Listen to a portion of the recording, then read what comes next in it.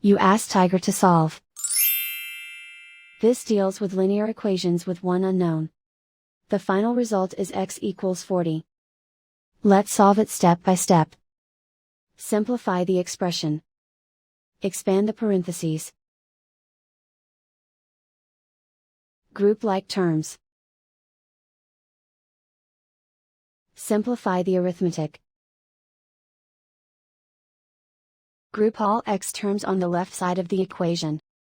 Add 3x to both sides. Group like terms. Simplify the arithmetic. Group like terms.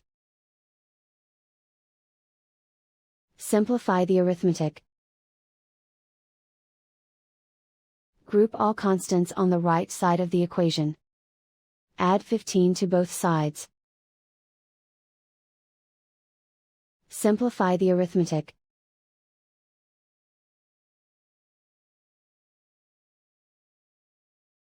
And so the final result is x equals 40.